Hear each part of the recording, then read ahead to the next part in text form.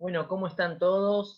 Sí, buenas tardes. Ahí la gente se va conectando, así que una vez más les doy la bienvenida a este cursito de consumidor electrónico, sino de derecho al consumidor que estamos teniendo. Así que bueno, ahí vemos que vamos a dar un tiempito, ¿no? Un chiquitín a que estén todos, ¿sí? Y se pongan en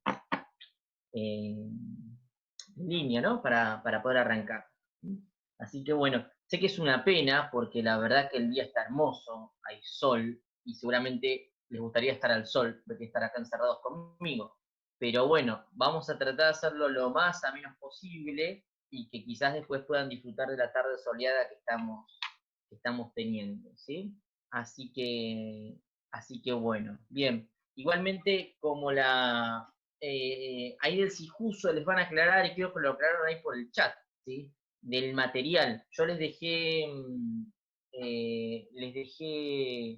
material, ¿sí? De que les había prometido la charla anterior, no sé si se acuerdan, y también agregué más material para esta. Así que lo van a poder descargar después del Sijuso, creo que les va a llegar un mail, un correíto, así se van a poder hacer del mismo. Les dejé un par de fallos y varios artículos de doctrina con diferentes tipos de temáticas, ¿sí? Así que espero que les sea de utilidad, ¿bien?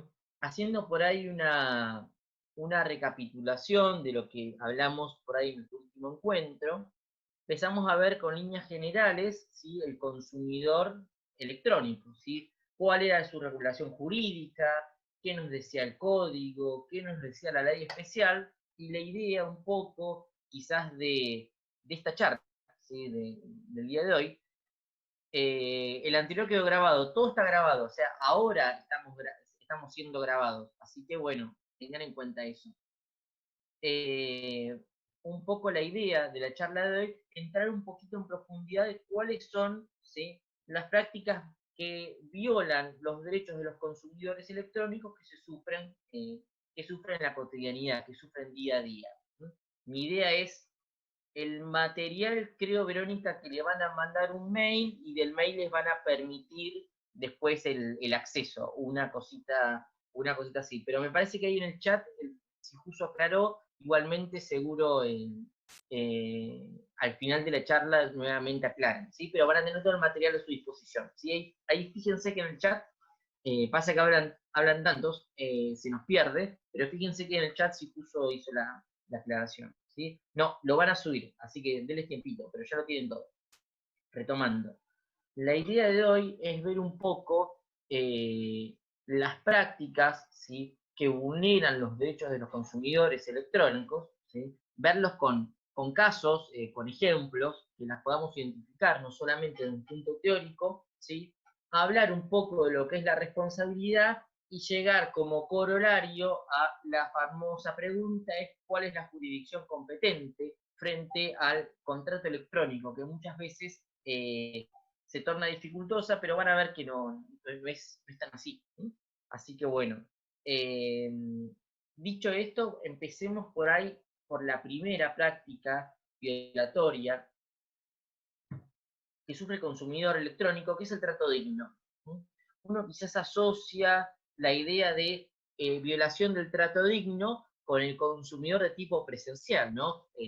La famosa idea de el consumidor que termina haciendo colas, ¿sí?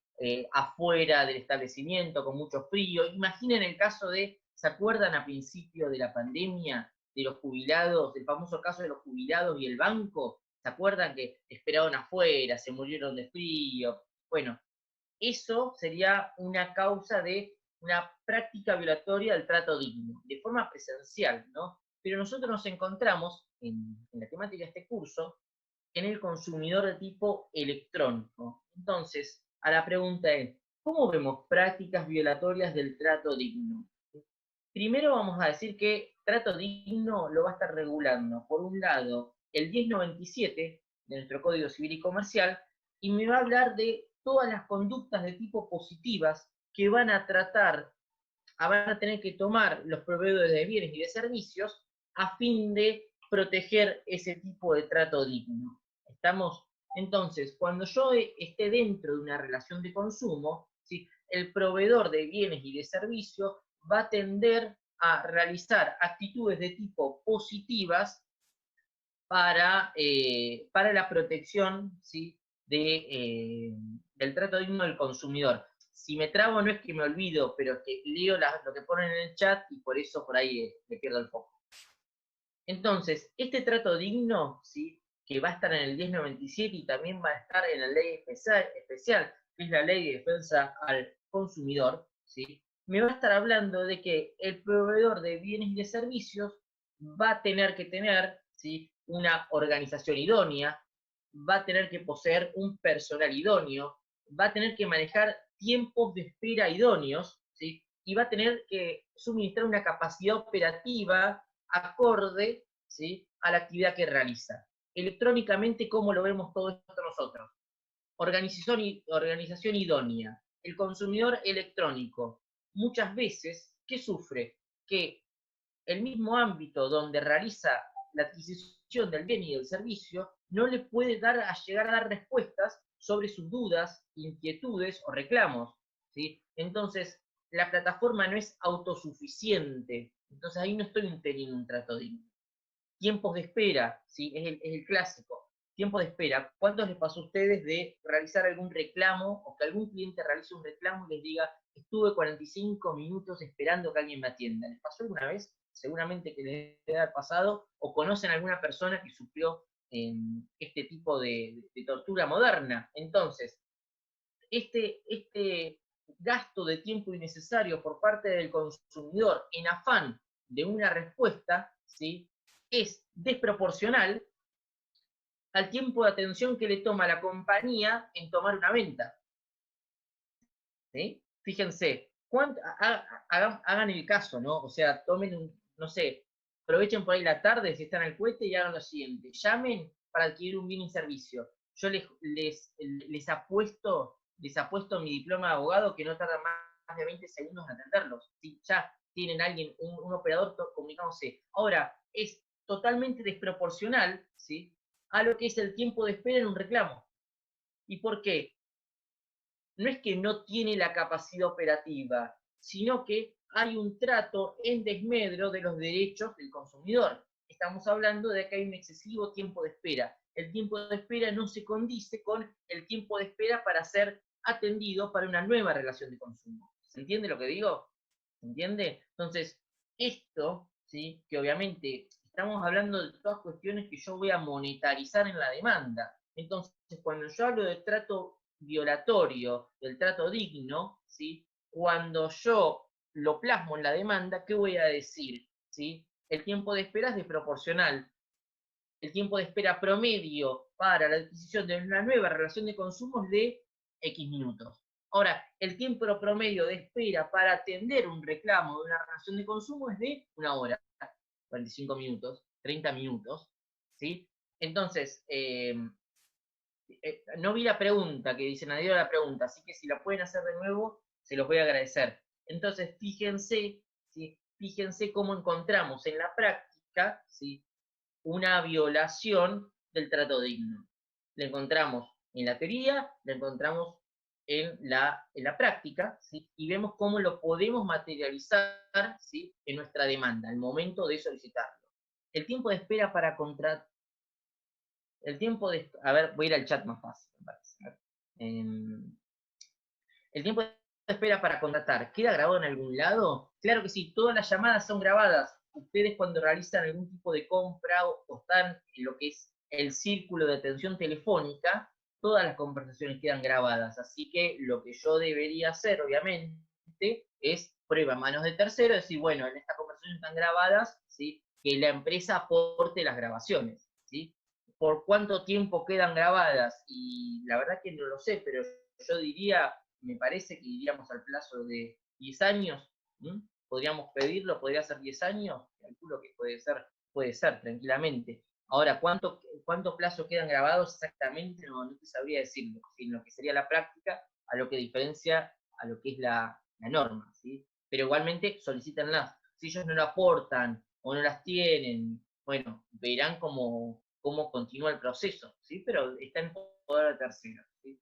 Queda también el tiempo en la compra electrónica. En la compra electrónica también es lo mismo, pero generalmente no tenemos problemas en la adquisición del servicio, son los menos, ¿sí? Lo que tenemos el problema del consumidor es cuando realiza un reclamo del servicio, ¿sí? Puede ser que en determinadas cuestiones o en determinadas situaciones notemos un colapso a la adquisición de un bien y un servicio. Grandes ofertas o los famosos Black Fridays o Black Mondays, donde se realizan un sale o una liquidación de stocks electrónicos, quizás ahí vemos un cuello de botella, ¿sí? Pero no es porque la empresa no quiera vender, sino porque quizás la empresa se ve sobrepasada con la cantidad de consumidores. ¿Dónde vemos esto bien, este desfasaje de tiempos? En cuando el consumidor requiere atención. ¿Estamos? ¿Sí? Eso sería un poquito eso. ¿Bien? Ahora, fíjense, ¿sí? Y voy a, lamentablemente vuelvo con un tema, pero he recibido correos y preguntas sobre estos, porque algunos de ustedes hicieron el curso que yo di en Sijuso sobre consumidor y bueno, tenían el correo, ¿sí? Nosotros en el encuentro anterior hablamos sobre el cobro de deudas. ¿Se acuerdan que lo nombramos, abuelo de pájaro? Hablamos un poquito del veraz y todo eso. Fíjense que el 1097, ¿sí? En su segunda parte, me habla de la abstención de ciertas conductas. Es decir, el 1097 me habla de que el proveedor de bienes y de servicios se debe de abstener, ¿sí? De desplegar ciertas conductas que coloquen al consumidor en situaciones vergonzantes, vejatorias e intimidatorias, ¿sí? Y el 8 bis me termina hablando también un poquito en consonancia con el 1097. Fíjense que a lo largo de nuestra charla vamos a ir pivoteando sobre las dos normas, sobre nuestro Código Civil, Civil Comercial, y sobre la Ley de Defensa del Consumidor. Y fíjense que el 8 bis me habla de la apariencia de reclamo judicial. ¿Estamos? Del 1097, segunda parte, para que ustedes puedan tener una buena comprensión, ¿sí? Me hice una pequeña glosa del mismo. Fíjense que el 1097 habla de tres ítems: vergonzantes, vejatorios e intimidatorios. Si yo lo recito como tal, parecen que fueran sinónimos, o que parecen que fueran todo lo mismo, o que parece que en la práctica todo fuera igual, pero no es así. Cuando hablamos de vergonzantes, vamos a hablar de cualquier tipo de práctica que lleve deshonra o humillación al consumidor. O sea, todo tipo de práctica vergonzante es la que lleva a la humillación, ¿sí?, del consumidor. ¿Estamos? Y esto electrónicamente, ¿cómo lo podemos llevar a ver? Vamos a ver que por ahí muchas compañías se manejan con reclamos vía Twitter, reclamos vía sociales, ¿sí? La no respuesta o la falta de respuesta o la respuesta incompleta o la respuesta donde se lo ningunea al consumidor, estamos viendo una aplicación de tipo humillante, una deshonra hacia el consumidor frente a la sociedad de consumidores, porque estamos hablando, recuerden, de forma electrónica. Generalmente yo quedo expuesto frente a un montón de consumidores o individuos, ¿sí? Prácticas de tipo vejatorias, es decir, el maltrato, ¿sí? El maltrato al consumidor, la persecución al consumidor, cualquier tipo de maltrato, es decir, telefónico, por correo, cualquier tipo de intimidación, vamos a estar hablando que hablamos de una práctica de tipo vejatoria. ¿Cuándo vemos eso? En lo que está pasando por ahí en turismo, hoy por hoy, que le dicen al consumidor, usted tiene al día de mañana para aceptar la oferta que le estamos dando para que pueda reprogramar su viaje, ¿sí? Entonces, pónganse en el lado del consumidor. Me están dando 24 horas, me intiman, me dicen que sí o sí tengo que tomar una decisión si no pierdo el pasaje. Entonces, ¿cuántas opciones me están dando? Ahí vamos a ver eso. Y después, la práctica de tipo intimidatoria, ¿cuál va a ser?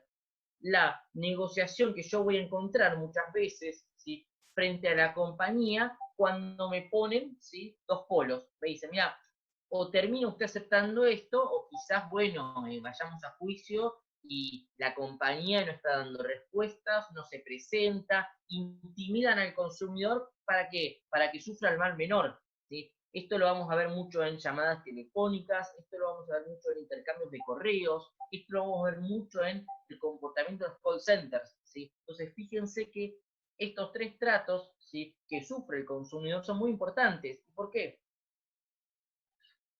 Porque al momento del relato, cuando vemos el relato de los hechos, ¿sí?, quizás nosotros te lo pasamos por arriba. ¿Qué le decimos al lindo? Bueno, a ver, contame qué me pasó. ¿Qué te pasó? Mirá, no pude reclamar, bueno, sí, incumplimiento contractual que estamos nosotros. Pero estamos perdiendo de monetarizar algo, porque esto, ¿sí?, bien explicadito y bien detalladito en la demanda, es guita, chicos y chicas, ¿sí? El 1097 yo lo puedo monetarizar, pero para eso tengo que escuchar al consumidor, tengo que tomarme un ratito y decirle, a ver, contame bien qué te pasó, y contame cómo te pasó esto, y qué te dijeron, ¿sí? Entonces todo esto yo lo cargo en la demanda, ¿sí? O al momento que yo vaya a mediación, lo voy a reclamar también. Seguramente, obviamente, que en la práctica vemos que estos rubros en una mediación por ahí no se reconocen, pero ya en instancia judicial, ¿sí?, lo voy a dejar bien plasmado, ¿eh? Ahora va a estar en la riqueza mía de cómo yo redacte para poder individualizarlo y para que su señoría, ¿sí?, o su excelencia, lo pueda ver de forma determinada, pueda ver el sufrimiento, ¿sí?, del consumidor y el destrato por parte de la demandada. ¿Se comprende? Y el 8 bis hablaba de la apariencia del reclamo judicial. Por eso yo decía que por ahí terminamos volviendo en un tema. La apariencia del reclamo judicial me va a hablar de todas estas cobranzas de tipo extrajudiciales, ¿sí?, que ocurren y que van ahora seguramente pasada la pandemia, yo calculo que va a haber un boom de todo esto, porque va a haber un montón de consumidores endeudados, ¿sí? Hay un gran endeudamiento por parte del consumidor y los estudios que se dedican a esto, que por ahí lamentablemente son colegas, ¿sí?, a veces no, ¿m?, van a salir a cazar estos consumidores. ¿Y cómo es la casa del consumidor? Se realiza una casa mediante una apariencia de tipo judicial. Al consumidor le va a llegar una notificación que tiene apariencia judicial. ¿Y cuál es la apariencia judicial? Ustedes se preguntarán ustedes. Uno, el lenguaje. El lenguaje es muy importante. No le estoy diciendo al consumidor, hola, usted debe esto, ¿sí?, pague. El lenguaje, la forma de cédula, ¿sí?, las intimaciones de estilo, ¿sí?, embargo, remate, etcétera, ¿sí?, la carta que simula ser carta documento. Nosotros porque estamos en el tema, ¿sí?, y sabemos diferenciarlo, pero el consumidor no lo diferencia. La carta documento a la carta que parece una carta documento, la línea es súper fina. Para nosotros no, ¿no? Porque nos damos cuenta. Pero ustedes piensan siempre que el consumidor es una persona profana, es un lego además. Entonces, esas cuestiones no las entiende. Ahora, la apariencia de ser judicial no es que es libremente impune, ¿eh? No, el 8 bis lo condena, ¿sí?, y es una falta totalmente grave. Ahora, todo eso yo lo puedo pedir, ¿no? Ahora me olvidé que les dije, me olvidé de agregar en el material que les mandé la carta de documento que yo les dije que tenía un modelo contra estas cuestiones. La voy a agregar cuando termine la charla, para que se las den la semana que viene, que lo que va a estar este material. Ahora, toda esa apariencia de legalidad tiene un costo judicial. ¿Sí? ¿Que ¿Cuál va a ser? Que va contra el 8 bis y eso lo va a reclamar el consumidor. Ahora bien, en este tipo de cuestiones, ¿quiénes son responsables? La pregunta ¿es responsable solamente ese estudio de cobranzas externo o es responsable también su posible mandante? Porque en realidad a nosotros no nos consta, porque fíjense que de estas cartitas de estilo que dice, por orden y cuenta de mi mandante, el banco Papa Frita, ¿sí? A usted le digo que, y sale todo el speech, los voy a hacer obviamente solidariamente responsables a ambos, tanto a la entidad financiera, ¿sí?, y que después deberá demostrar que quizás no tenga nada que ver, como este estudio. ¿No? ¿Por qué? Porque está prohibido. ¿No? ¿Y por qué está prohibido? Porque además de esto, ¿sí?, además de ir contra el 8 bis, va contra un instituto del derecho que nosotros lo estudiamos, ¿sí? En nuestra época de estudiante y también lo vemos usualmente contra el abuso del derecho. Es un clásico caso de abuso del derecho. ¿Tengo derecho a reclamar mi deuda? Claro que sí. Ahora, no por estos canales. Este canal, optar por este canal, es una clásica idea del abuso del derecho. ¿Cómo deberé hacerlo? Deberé citarlo vía carta documento, deberé iniciar un proceso ejecutivo, deberé hacer lo que la ley manda, pero no esto. ¿Y por qué?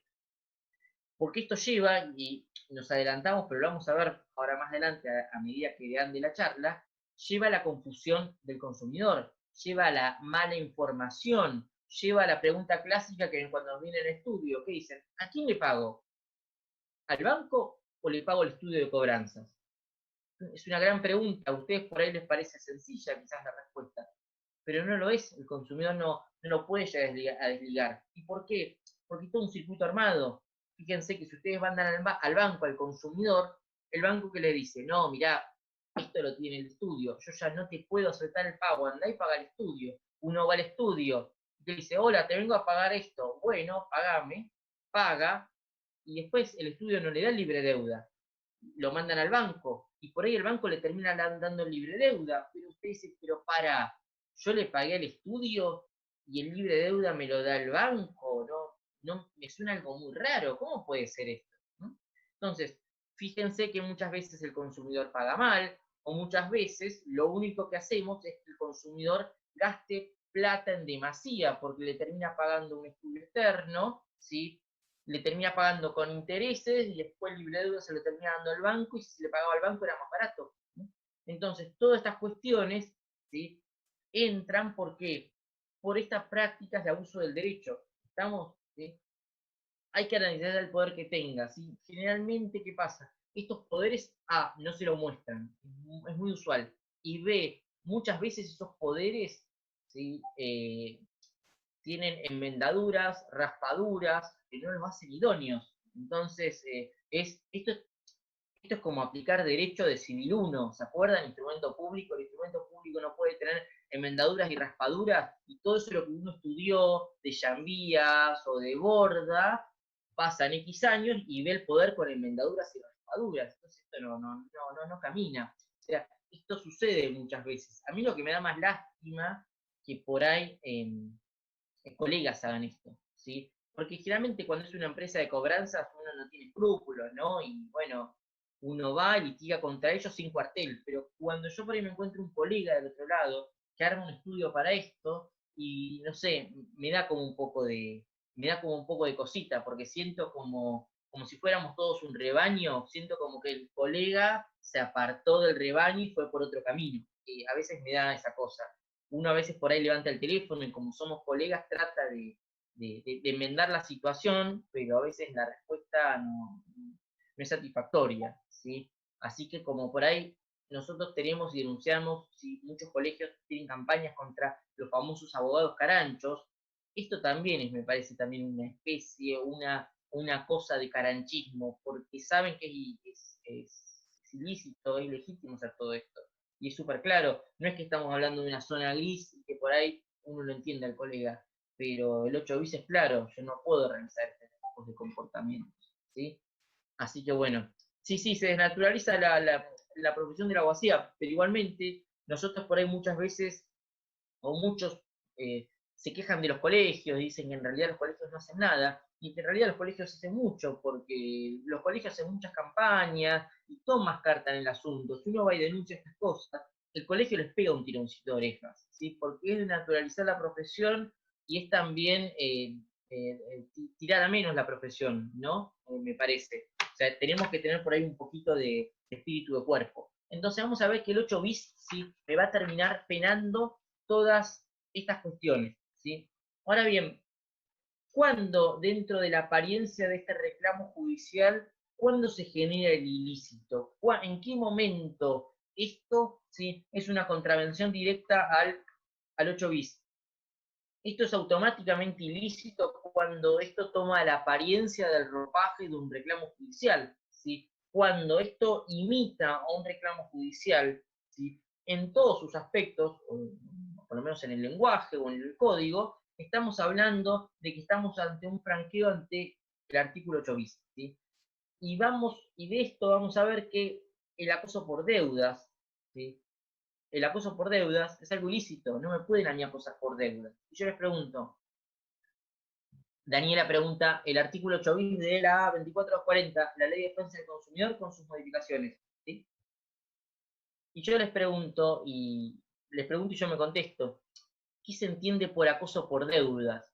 ¿Sí? El acoso por deudas, ¿qué se va a entender? Por un lado, primero, las llamadas, ¿sí? En horarios inhábiles, ¿sí? Y en horarios quizás no laborables,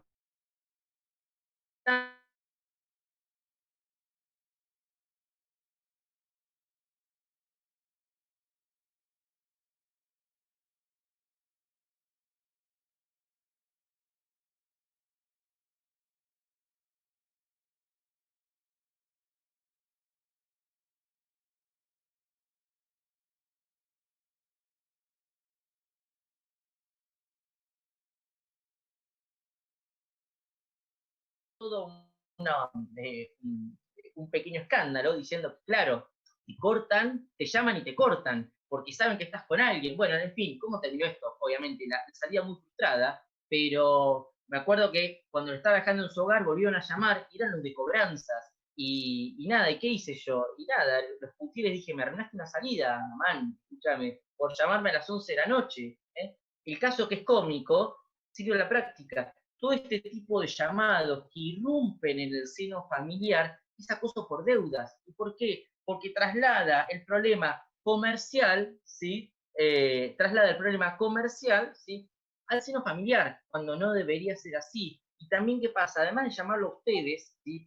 Llaman a su círculo familiar, hermanos, hermanas, tíos, primas, bisabuelos, no sé, abuelo que está en el cementerio, llaman a todos, a San Pedro, al cielo, llaman a todo el mundo. ¿Y por qué? Porque es acoso por deudas. ¿Sí? El acoso por deudas está prohibido y hoy por hoy pasa. Y seguramente alguno de nosotros o alguno de ustedes, exactamente, Marina me dejó por deudor. Se dio cuenta que Juancito, ¿sí? Su patrimonio no era bueno y seguramente dijo, este chico seguramente es un BCRA 3 o 4, un gran sujeto de riesgo crediticio y optó por dejarme. Así que bueno, pero bueno, ¿no? Es de última una salida que salió mal, pero no por culpa mía, ¿no? Sino por culpa de un tercero. Así que es casi como un logro, ¿no? Es como que te fue mal, sí, no, pero me fue mal por culpa de otro. Bueno, es como una victoria. Una victoria. Yo me volví contento a casa porque dije, bueno, no salió mal por mi culpa, ¿sí? Así que ahí dice Aurora, dice, se lo perdió. Gracias por el piropo, Aurora. Entonces, ¿sí? Volviendo con esto, el acoso por deudas va a estar prohibido. Y el acoso por deudas vamos a ver que se da en un montón de situaciones, llamadas, correos, ¿sí? A personas que son ajenos a la deuda, ¿sí? Esto se produce, ¿sí? Mediante toda esta parafernalia que yo les dije. Entonces, todo esto, obviamente, lo voy a tratar de documentar, ¿sí? Al momento que yo haga la carta documento, y se las voy a dejar, uno tiene que hacer especial mención a cuando el sujeto fue acusado por deuda, que en el día tanto del estudio tanto se comunicaron con mi persona, que al otro día mandaron un mail a mi trabajo, que al otro día se comunicaron con mi hermano. Voy a hacer todo un raconto y mandando esa carta en el 90% de los casos, después no lo vuelven a contactar más, se los aseguro. Es bastante efectivo. Pero todo esto que demuestra, demuestra un claro abuso del derecho. ¿Estamos? ¿Y por qué? Porque es una persecución hacia el consumidor, algo que no está tolerado por el sistema. ¿El sistema permite cobrar las deudas? Claro que sí, pero bajo el canal legal de las mismas, no bajo este tipo de prácticas que a veces son extorsivas, porque uno, ¿qué pasa? Uno termina arreglando o pagando deudas que no existen muchas veces, pagando muchas deudas a veces que no existen. ¿Por qué? Porque el monto es bajo, pero el problema es grande, ¿entiende? Si yo les digo a ustedes, porque la verdad que seguramente todos son exitosos abogados, 5.000 pesos más o 5.000 pesos menos, ¿les hacen diferencia? A ustedes no, a mí obviamente que sí, ¿no? Porque ya saben mi situación financiera. Ahora, a ustedes no, ¿sí? Porque no les hace diferencia, no les gustaría gastarlas, claro que sí, pero ¿qué pasa? Entro en un costo de oportunidad que dicen, me llegan a mi casa, me mandan correos, me generan un trastorno en el trabajo, porque en el trabajo se enteran, en el trabajo lo llaman a la persona y dicen, mirá, fulanito, en cualquier momento te vamos a tener que hacer un embargo porque nos llegó esto, y el trabajo tampoco pueden diferenciar lo que es un embargo realmente a lo que no muchas veces. Piensen, a ver, piensen en una empresa, no en una empresa grande, que está todo aceitado, piensen en las empresas chiquitas, piensen en la pyme, piensen en la pyme que son el esposo, la esposa y el hijo, y que no hay un departamento de legales como tal. Y llega esto y dice, mirá, acá te están diciendo que te tengo que hacer un embargo, y no sé, y por esto termina en un despido, o una mala imagen del empleado frente a su empleador. Entonces todo esto uno lo considera que dice, bueno, prefiero pagar esta plata y me lo saco encima. Pero todo esto es ilegal. Bien, vamos a ver que además de este tipo de prácticas, vamos a ver que hay prácticas que lesionan al trato equitativo, ¿sí? Y lesionan o van por el camino de la discriminación por parte del consumidor. Cuando hablamos de la lesión al trato equitativo, ¿sí? Y al trato que no debe ser discriminatorio, vamos a estar hablando del artículo 10 y 28 de nuestro código, ¿sí? Y también el artículo 10 cuater de la Ley de Defensa del Consumidor. ¿Sí? Ahí que vamos a ver que hay una discriminación, ¿sí? Entre consumidores, que se encuentran, se cortó, sí, obviamente puedo repetir. Fíjense que por un lado vamos a tener el 1098 de nuestro Código Civil y Comercial, y por el otro lado vamos a tener el 10 cuater, cuando hablamos de prácticas que lesionan al trato equitativo, ¿sí? Y al principio de no discriminación. Bien, ¿y cómo se da esto en la práctica? Se da cuando el consumidor electrónico sufre una discriminación, ¿sí? Entre consumidores que forman la relación de consumo, pero que quizás se encuentran en un diferente estadio. ¿Sí? Vamos al ejemplo clásico. ¿Sí? Fíjense cuando el consumidor quiere dar la rescisión, si quiere rescindir esta relación contractual. El trato no es lo mismo. ¿Sí? Hay diferente trato entre el consumidor que adquiere al consumidor.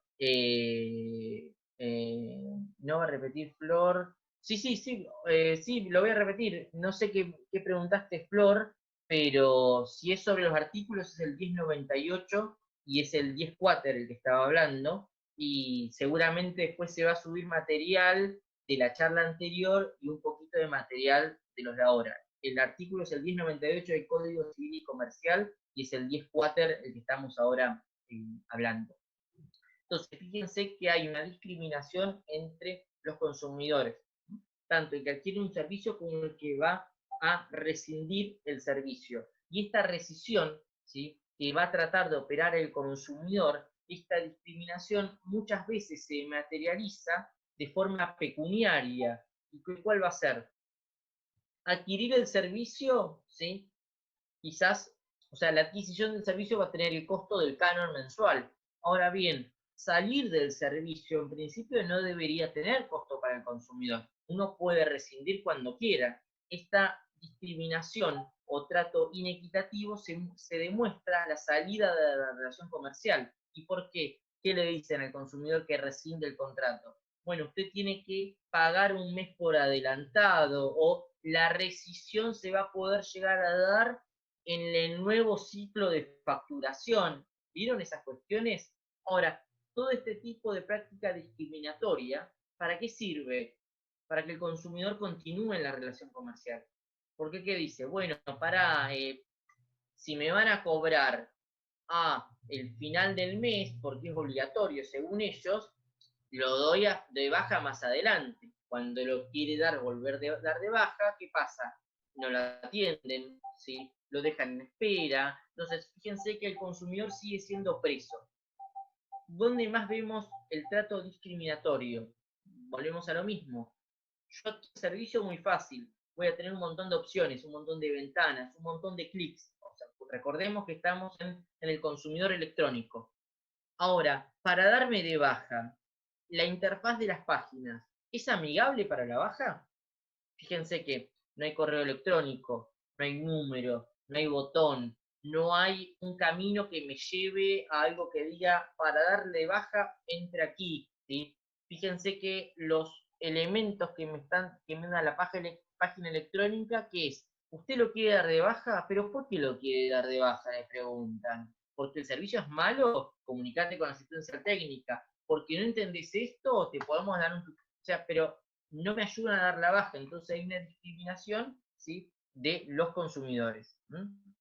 Ahí dice, acá anda un caso. Cuando sale la promoción, se adquiriese el servicio, ahora tenés 3 meses al 50%, mientras que el usuario que ya tiene el servicio no le da ningún beneficio. Fíjense, muy bien, prácticas comerciales que son discriminatorias para los usuarios. ¿Por qué un usuario que quizás tiene 10 años de antigüedad, ¿sí?, no tiene un beneficio económico en pos de un usuario que no sé, no tiene antigüedad pero va a ingresar? Entonces, fíjense que muchas cuestiones se trasladan a la cuestión de tipo pecuniaria, ¿sí? Pero más que nada yo me quiero centrar, sin perjuicio de lo que dicen, que es verdad, yo me quiero centrar más en la idea de la estructura de la relación contractual, pues estamos imaginando, ¿sí?, de que el consumidor rompió la relación contractual o quiere romperla, entonces cae al estudio de ustedes, ¿sí? Entonces, por ahí un poquito la idea del caso, ¿sí?, analizar esta situación. El consumidor en mi estudio, ¿no? Entonces, al momento de escuchar el correlato, voy a ir resaltando ciertos ítems. Por ejemplo, es esta,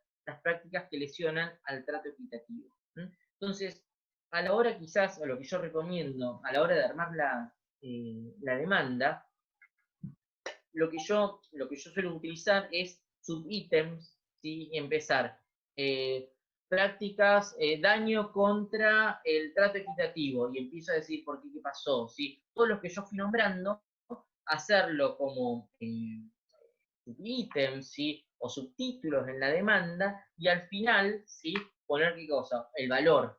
Es decir, por esto, ¿sí?, este es el valor, este es el daño patrimonial que surgió. ¿Se entiende? Por ejemplo, ¿para qué? Para ir dándole un número a todo esto, para que no quede en el éter. Porque si la ley lo sanciona y la ley lo estipula como un daño al consumidor, ¿sí?, el daño tiene repercusiones económicas. Entonces yo lo voy a tratar de monetarizar a todo esto, para que esto no caiga solamente en los hechos, porque si yo lo vuelco solamente en los hechos, queda como que es un correlato de los hechos. Me parece que es mucho más ordenado si lo hago de esta manera. Pero bueno, cada uno se las demanda como quiere. Es una idea que yo les tiro acá al pasar.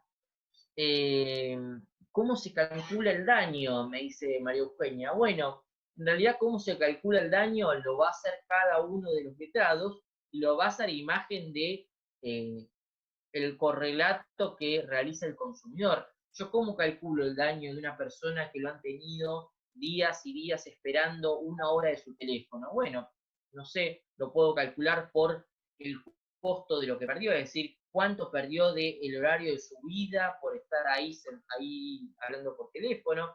Yo tuve un caso de un ingeniero, era un ingeniero nuclear, trabajaba en Lima, ahí cerquita de Zárate, que está la planta nuclear, y le pasó algo similar, y al tipo lo tenían 1 hora, ¿sí?, por día realizando el reclamo. Entonces, ¿cómo yo lo bajé, o sea, patrimonialmente? Yo le pregunté, ¿cuántos vos cobrás por hora si tu honorario? Y mis honorarios por hora son estos. Fenómeno. Entonces, lo que yo pasé es decir, este sujeto que es ingeniero nuclear, ¿sí?, es un trabajador más que especializado, su honorario por hora es esto. Entonces, como estuvo parado 1 hora hablando con ustedes, por estar hablando con ustedes, perdió de trabajar. Así que lo bajé con ese valor. Pero es por ahí como cada uno se lo rebusca, chicos y chicas, me parece, ¿sí? Pero no hay una fórmula como tal. A ver, Marcelo dice, reclamo por devolución del pago. Por ejemplo, contraté con Despegar y en diciembre del año pasado cancelé el pasaje y me cobraron la sanción y la fecha. Me siguen cobrando la cuota del viaje por tarjeta y dicen que es la culpable de Aerolíneas Argentinas y no Despegar por la anulación y devolución. Vamos a ver, Marcelo, con eso. Igualmente, vamos a ver que esa cuestión, ¿sí?, lo vamos a ver en la cuestión de responsabilidad. Acuérdense que en consumidor, ¿sí?, la responsabilidad como es de tipo solidaria. Entonces, yo contrato con Despegar por un viaje con aerolíneas, ¿sí?, y también contrato un auto y lo que fuese, yo lo cito a todo el mundo. Los voy a citar a todos frente a un incumplimiento. Acá en el caso puntual, por ahí que tenemos dos actores, un problema con el pasaje aéreo, cito a Despegar y Aerolíneas, ¿sí? Frente a tu reclamo. ¿Por qué? Porque tenemos responsabilidad de tipo solidaria, ¿sí? El costo mensual más un servicio comparado con el nuevo cliente. Ahí, en lo que es nuevo cliente y cliente actual, ¿sí? Va a entrar en juego lo que es la política comercial de la empresa. Te van a decir, a fin de captar nuevos clientes, ofrecemos una baja, y te pueden decir en su momento, cuando vos fuiste cliente, también te ofrecimos una baja frente a otros clientes. Pero en eso por ahí no me va a surgir un problema, porque es muy difícil verlo en la práctica, quizás un problema contractual de esa índole, ¿sí? Yo los problemas que tengo, los tengo al final de la relación contractual o cuando quiero salir de la relación contractual. Bueno, es muy frecuente, ¿sí? La baja de servicios y los proveedores que lo tienen como rehenes al consumidor. Para todos esto es lo que por ahí venimos hablando, ¿sí? Todo esto me va a llevar a que el consumidor va a notar, ¿sí? Que su libertad de contratar muchas veces que se ve como coaptada, se ve como reducida, ¿sí? Nosotros vamos a ir al 1099, ¿sí? El Código Civil y Comercial, que me va a hablar un poco de lo que es la libertad de contratar. Yo les quiero leer este articulito solo. Dice lo siguiente: libertad de contratar, 1099.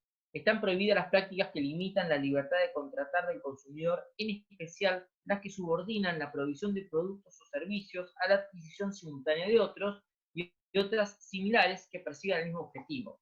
El 1099 lo vimos en nuestro encuentro anterior cuando hablamos de las ofertas atadas, ¿sí?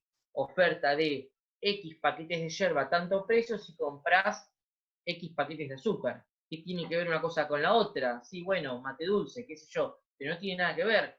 Yo para acceder a una oferta no debería yo entrar en la adquisición de otro bien. Este es el caso clásico.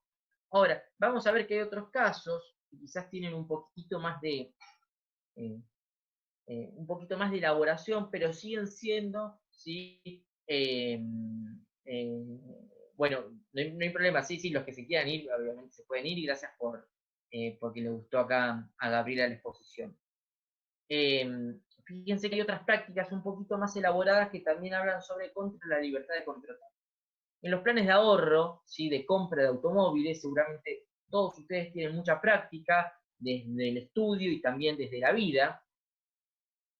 Fíjense cuando toman estos planes, la concesionaria les dice o les da una tanda, ¿sí? De ciertos seguros a los cuales ustedes pueden contratar. No sé si alguna vez vieron o vieron algún contrato que dice, usted puede contratar el seguro contra todo riesgo hasta invasiones marcianas contra los siguientes prestadores, ¿sí? Y les nombra 3 o 4.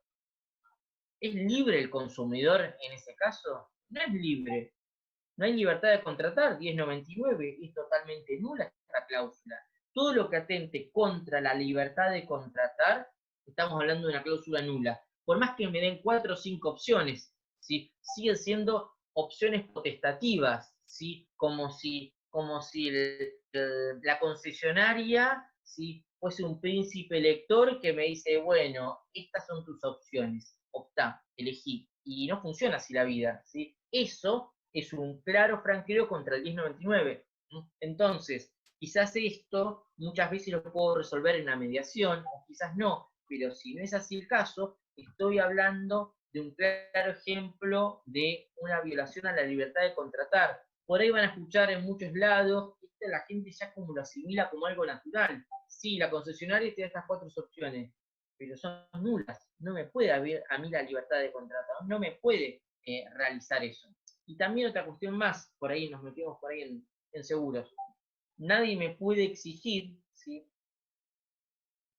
Poner un seguro superior al requerido por la norma, porque el seguro que me pide la norma para circular, ¿cuál es el mínimo? Contra daños contra terceros, ¿sí? Nadie me puede pedir que le diga, bueno, este auto lo asegurás, ¿sí? Hasta contra lo que sea, todo riesgo, ¿sí? Y que nieve en verano, y que, no sé, y que haga sol en la Antártida, lo que fuese. Esos extremos no me lo pueden pedir, ¿no?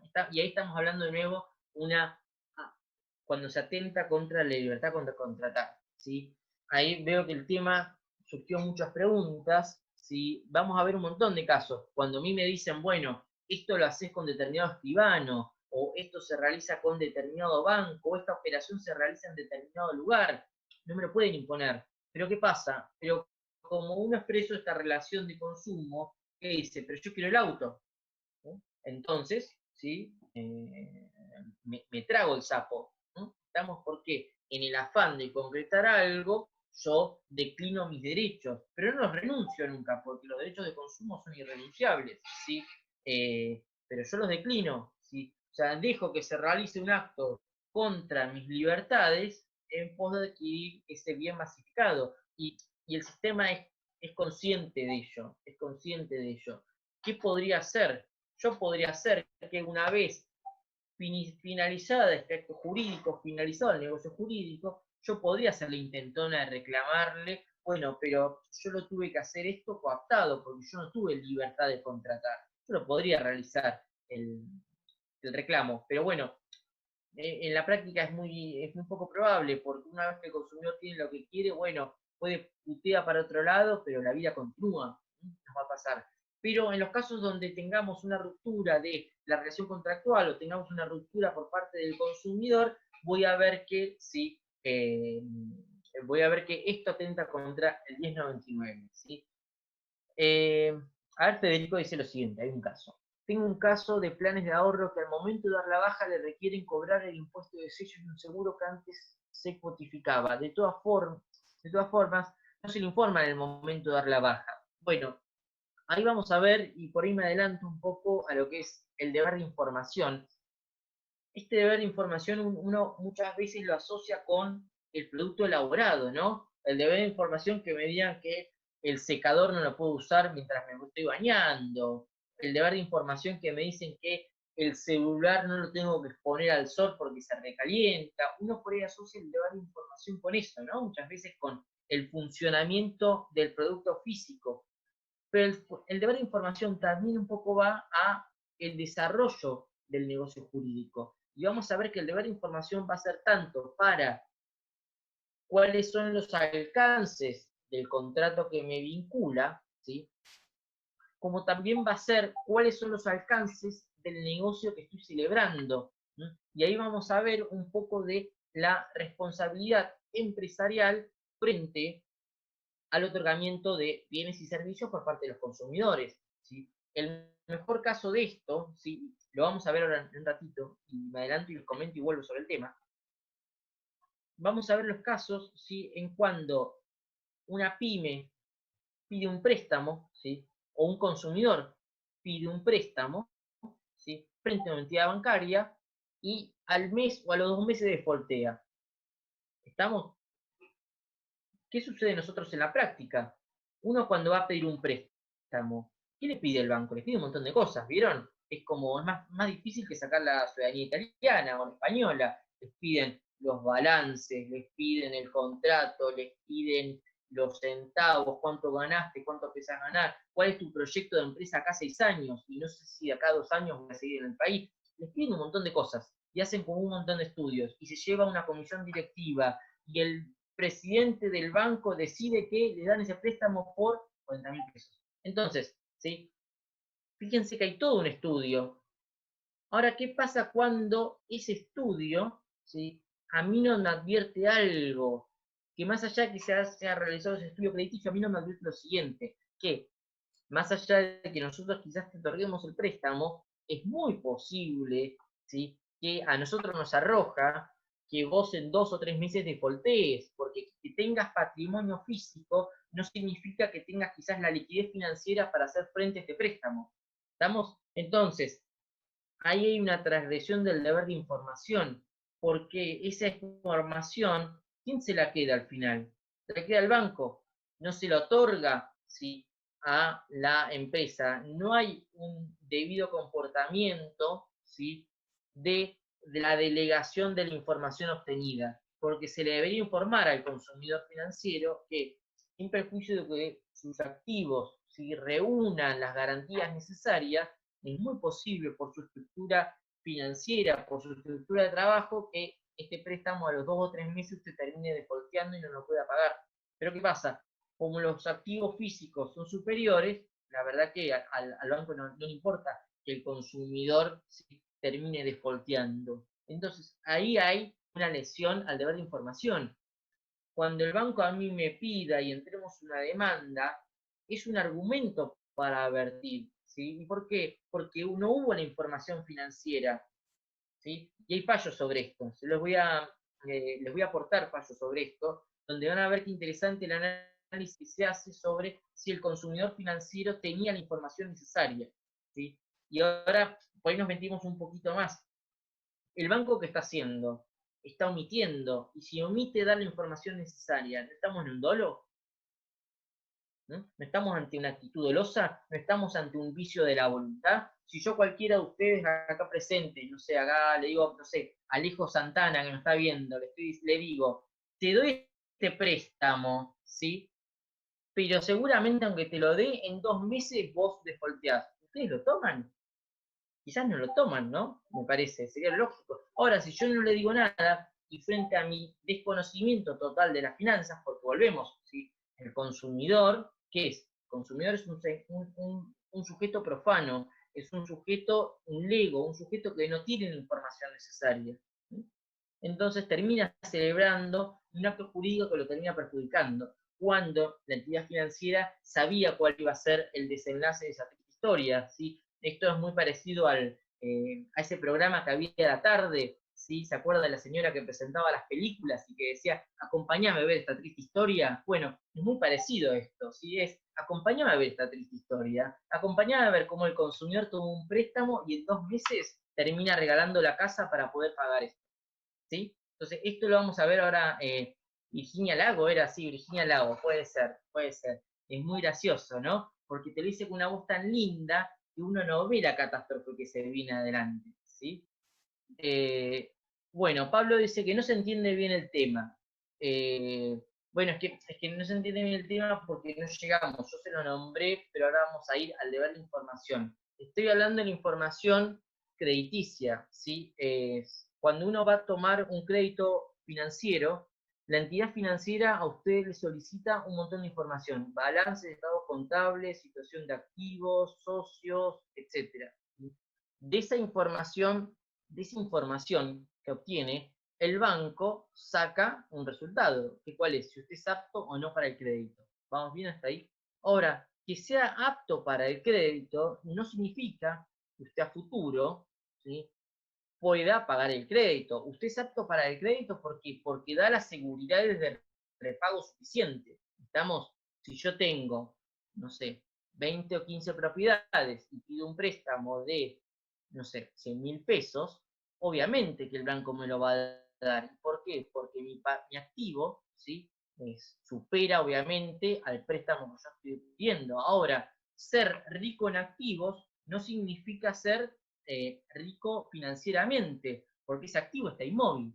¿Me van siguiendo con lo que yo les digo? Entonces, puedo hacer frente al préstamo, pero yo después no lo voy a poder pagar. ¿Por qué? Porque no genero dinero. Entonces, de hubiéralo sabido, no lo hubiese tomado. De eso te estoy hablando. Acá tenemos una información de tipo asimétrica. El banco toma información, pero no me brinda mi resultado. No me hace la advertencia del caso. Y volvemos, el consumidor no tiene toda la información necesaria, ¿sí?, para tomar la decisión. Porque si el banco me hubiera dicho, mire, le doy el préstamo, pero ojo que en 2 meses quizás defaultea, ¿se entiende? Es lo mismo por ahí cuando yo tomo por ahí, sí, por ahí los términos seguramente lo entienden, capaz que no son los precisos económicamente porque vieron que los abogados solamente sabemos calcular honorarios, todo lo demás nos pasa por arriba, ¿sí? Entonces, volviendo, es lo mismo cuando uno adquiere algún tipo de acción bursátil en el banco le debería decir, bueno, mira, hay un gran riesgo, ¿sí?, que si compras esta acción suceda esto. Y lo tienen que advertir por lo menos, para saber en el negocio que yo me embarco. Es un poquito de eso, es el deber de información, que ahora lo vamos a ver más adelante, ¿sí? El banco, para eximir esa responsabilidad, tiene que hacer más. Obviamente, el banco me debería dar el famoso consentimiento informado. Mirá, del estudio patrimonial que hicimos, los posibles escenarios son estos. ¿Querés igualmente tomar el crédito? Y listo, ya está, yo lo tomo. Es eso un poco. No sé, Pablo, ahí que había preguntado, decía que no se entendía el tema, no sé si lo llegó a entender o si requerís algún tipo de precisión más, manifestalo por acá por el chat, que ahí está, gracias, dice, bueno, perfecto, ¿sí?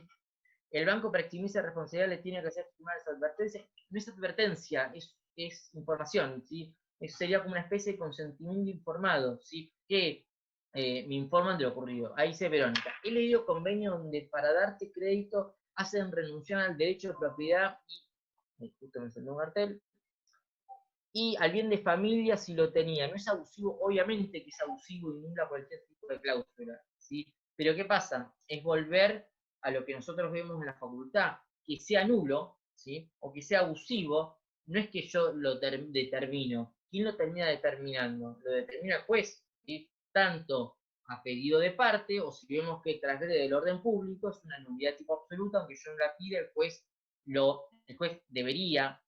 debería declararla nula. ¿Se entiende esto? ¿Sí? Obviamente, esto, Enrique, nos va a llevar al sobreendeudamiento del consumidor y demás cuestiones. ¿Sí? De responsabilidad sobre endeudamiento hay fallo en Argentina, hay algunos, sí, yo les voy a dejar, ¿sí? Más que nada, con esta cuestión de la información del consumidor financiero, les voy a dejar algunos fallos, ¿sí? Al respecto. Bien, siguiendo con el itinerario. Entonces, ¿sí? Vamos a ver que todo esto se encuadra, ¿sí? Lo que venimos hablando, en lo que es el deber de información. Entonces, el deber de información, ¿para qué va a servir? Va a servir para un lado, para prevenir, ¿sí? Un daño, porque el deber de información a qué apunta, a que el consumidor, ¿sí? Para que el consumidor, ¿sí?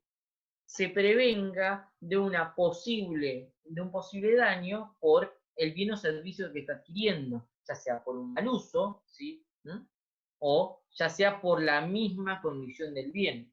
¿Estamos? Entonces, yo voy a tener una obligación de información. Van a ver que por ahí esto ocurre cuando toman algunos pasajes, ¿sí? Algunos destinos, quizás algunas páginas le hacen la llamada de atención. Ojo que para estos destinos se requiere tales vacunas. Ojo que para estos destinos se requiere tales visas. En algunos casos vamos a ver, por ahí en el consumidor turista, de que tenemos esas llamadas de atención. ¿Por qué? Porque me hace una información de una situación que quizás yo no la estoy contemplando, ¿sí? Entonces, ahí estamos hablando del deber de información. Viene a prevenir daños y viene, obviamente, ¿sí? A tratar de morigerar esta situación. El nivel de educación del consumidor morigera la responsabilidad del prestador. Obviamente que yo voy a tener en cuenta si ese tipo de planteo en una relación de tipo paritaria. Ahora, en lo que es consumidor, si el consumidor de por sí es un sujeto vulnerable, se le debería haber informado, aunque vos lo sepas, ¿sí? Aunque vos tengas un... Dice se congeló, ¿ustedes me ven bien? ¿Está todo bien? ¿Sí? ¿Se ve bien? ¿Sí? ¿Bien? Perfecto, gracias. Aunque yo tenga, gracias, aunque yo tenga, ¿sí? Un nivel de educación quizás superior, ¿sí? En este caso yo no lo voy a tener en cuenta. ¿Por qué? Porque volvemos, el consumidor es un sujeto vulnerable y vamos a ver que el consumidor en ciertos aspectos es un sujeto hipervulnerable, así que yo no me voy a poder poner a analizar el nivel de educación del consumidor, ¿sí? ¿Por qué? Porque es un consumidor per se. Si fuera un contrato de tipo paritario y estaría fuera de la órbita de derecho al consumidor, seguramente haría ese tipo de análisis, pero no en este caso, ¿sí? Bien, entonces volviendo con el derecho a esta información, ¿sí? Me obliga a informar y el derecho de la información es muy importante en la relación de consumo. ¿Por qué? Porque el deber de información va a ser la única herramienta que va a tener el consumidor para equilibrar la simetría. Fíjense que los otros elementos que hablamos nosotros con anterioridad, ¿qué vienen? Hablaban del trato digno, hablaban de la no discriminación, hablaban de la importancia del consumidor como consumidor, es decir, la protección a la persona del consumidor. Acá estamos hablando de un derecho que apunta a otro norte. ¿Y cuál apunta? a equilibrar las posiciones, ¿sí? Viene a equilibrar la desinformación del consumidor, ¿sí? Frente a la información total del proveedor de bienes y de servicios. La simetría que hay entre consumidor y proveedor de bienes y de servicios, ahí vi tu pregunta, Mónica, ya te la contesto. La simetría que se da entre el prestador de bienes y de servicios no es una asimetría de tipo económica. Puede pasar que el consumidor sea mucho más rico que el proveedor de bienes y de servicios. En eso no estamos hablando de ese lado. La asimetría se da por el poder de la información, por el conocimiento del bien, ¿sí?, que yo comercializo, por el conocimiento del servicio que yo estoy ofreciendo. De ahí se da la asimetría, ¿sí? Y de mi falta de conocimiento, obviamente, en el ramo. ¿Sí? Pero no es una cuestión de tipo económica, sino es una cuestión de tipo informativo. Por eso es como muy, pero muy importante el deber de información. Y el deber de información va a ser diametral, ¿para qué? Para prevenir daños, ¿sí?, y obviamente para reparar daños, ¿sí? Porque una vez ocurrido el daño, no sé, por ahí algunos de ustedes, si trabajan o por ahí están en contacto con los ramos químicos o los ramos fabriles, fíjense que cuando ocurre un daño en una fábrica hay ciertos manuales de procedimiento que me dicen, se volcó tal instrumento, bueno, hay que realizar tales acciones para reducir el daño. O sea, el deber de información también apunta a eso, a que, ocurrido el daño, cómo yo trato de extinguirlo, cómo yo trato de repararlo, cómo yo trato de minimizarlo. ¿Me explico esto? ¿Sí? Entonces, por eso es muy importante el deber de información. Paso a contestar unas preguntas y seguimos con esto, ¿sí? Había, crédito, Mónica, ¿dónde estaba la pregunta de...? Acá dice Mónica. Si soy prestador, ¿cuál es el medio o la forma adecuada para dejar constancia que la información que brinde? Un consentimiento informado, ¿sí? O sea, además de todos los requisitos que yo le pido al consumidor, ¿sí?, al final del análisis, ¿sí?, que hago sobre el consumidor, hago como si fuera una especie de dictamen y digo, bueno, a tal operación, ¿sí?, pueden suceder las siguientes cuestiones. Esto, ¿acepta o no acepta? Como es un contrato de adhesión, si no acepta, ¿qué va a pasar? No se va a generar el vínculo contractual. Ya está, listo, no acepta, que pase el que sigue. Ahora, como es un contrato de adhesión, a mí ¿qué le va a quedar solamente al consumidor? Decir, bueno, acepto, pero por lo menos va a estar informado, ¿sí? Pero yo voy a tener un plazo de reflexión, ¿sí? El consumidor va a tener un plazo de reflexión de decir, pará, mirá lo que me estoy metiendo. O sea, lo va por lo menos a pensar, lo va a tener ahí en su cara. Pero hoy por hoy, en pocos lugares ocurre todo esto, ¿sí? En muy pocos. Es más, hoy por hoy, en un ejemplo por ahí cotidiano, los que me parecen muchos más honestos en contrataciones electrónicas son las apps. Fíjense por ahí cuando van a su celular y que quieren adquirir una aplicación, fíjense que cuando la aplicación sale dinero, la mayoría son gratuitas, ¿sí?, les dice, esta aplicación sale tanto, esta aplicación puede generar compras, ¿sí? ¿Usted está seguro que lo quiere hacer? Vieron que la advierte es lo más importante, ¿sí? Es decir, tenía un costo esto. Y uno ahí decide qué hace, si continúa o no continúa. Si no continúa, bueno, obviamente, yo lo tenía descargando. O sea, esto es lo que debería sucederse. Debería hacerse un raconto de ventajas y desventajas de la relación y decirle, bueno, mira, si vos contratás, sucede esto, ¿querés continuar, sí o no? Eso es lo que debería suceder, ¿sí? Ahí Carolina hablaba de los manuales de procedimiento, exactamente. Y la obligación de información, ¿sí? Vamos a ver la importancia diametral del manual, ¿sí? Ustedes me dirán, bueno, pero en una compra electrónica, ¿dónde voy a ver el manual? Obviamente, si yo realizo una compra electrónica, voy a ver el manual cuando me llega el bien, o también cuando tiene un servicio, se debería darme un manual de instrucciones de en qué consta el servicio, ¿sí? Sobre qué va a tocar, qué va a cubrir, qué no va a cubrir. Este manual de procedimientos, ¿sí?, es muy importante. ¿Por qué? Porque me permite cubrir todo el abanico de información. Y con la obligación de informar, sí, me lleva de forma indirecta, obviamente, a la cuestión de la garantía, ¿sí? Fíjense que la información también me tiene que dar, ¿sí?, cuáles van a ser las garantías sobre el producto o servicio que yo estoy adquiriendo y dónde puedo hacer uso de ese tipo de garantías. ¿sí? ¿No? Eso es como, es bastante, aunque parezca bastante sonso la aclaración, muchas veces no se consta con eso, el consumidor no lo tiene, o no le llega, o le dicen, bueno, mediante otro elemento, o mediante otro documento, o en un link aparte, te va a llegar el manual de instrucciones y la garantía. Termina quizás nunca llegando. Pero la información es importante para prevenir el daño, ¿sí? Y ahí vamos también a daño por producto elaborado, ¿sí? Que por ahí algo, seguramente lo ven día a día y lo tienen súper fresco, ¿no? Entonces caemos, fíjense, en otras cuestiones de daños y en otras cuestiones de responsabilidades, ¿no?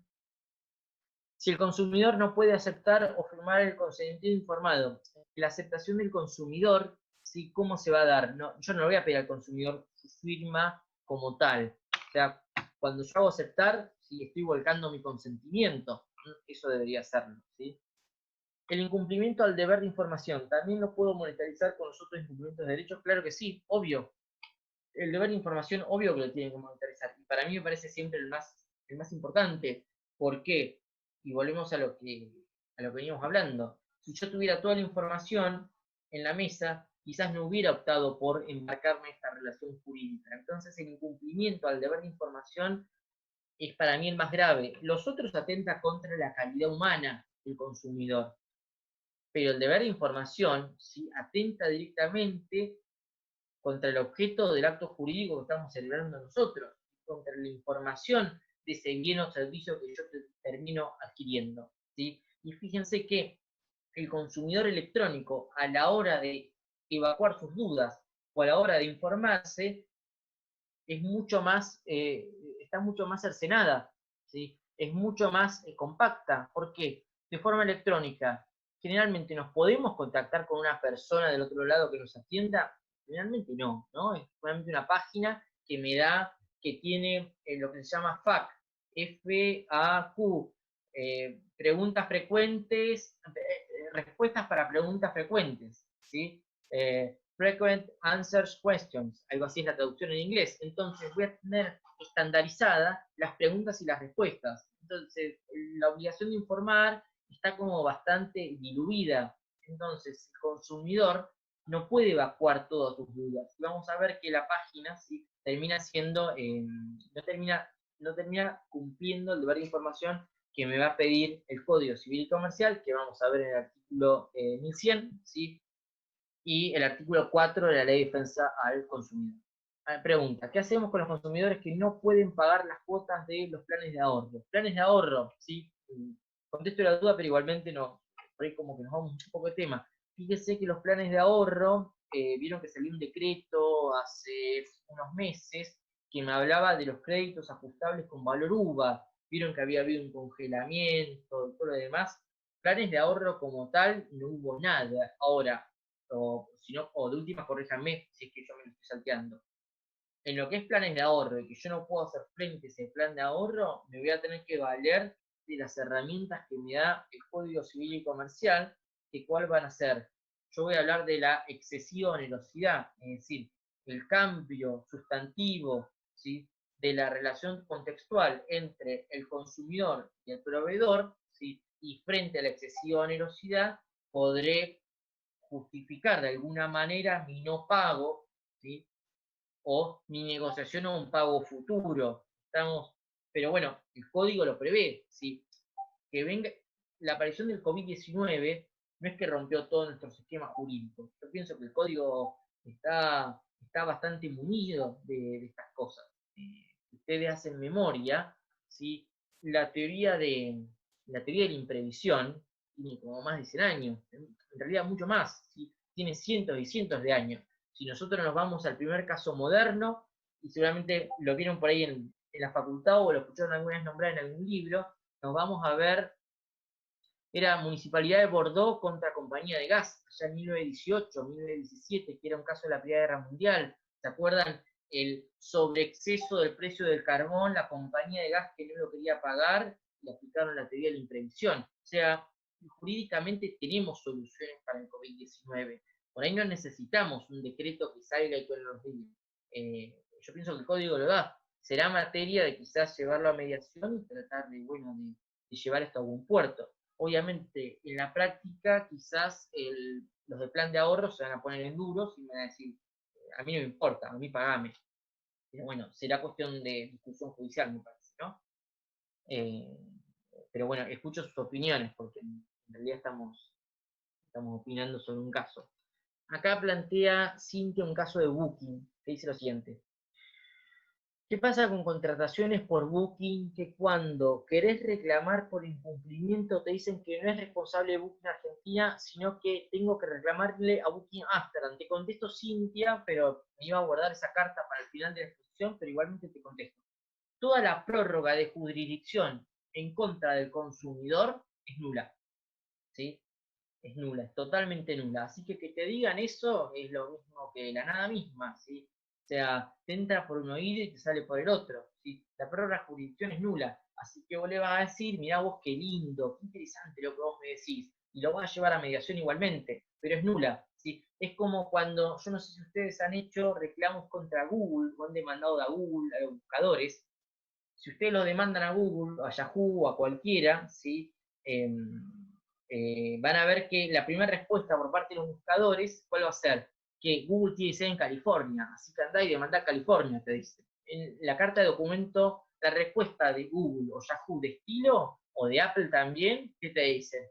Andá, Juancito, y reclamá a California, ¿sí? Y no es así, porque yo soy consumidor, ¿sí? Y no me pueden imponer a mí una prórroga de jurisdicción. Aunque yo la firme en el contrato, chicos y chicas, ¿sí? Aunque yo firme prórroga de jurisdicción en el contrato, esa cláusula es nula, así que sépanlo.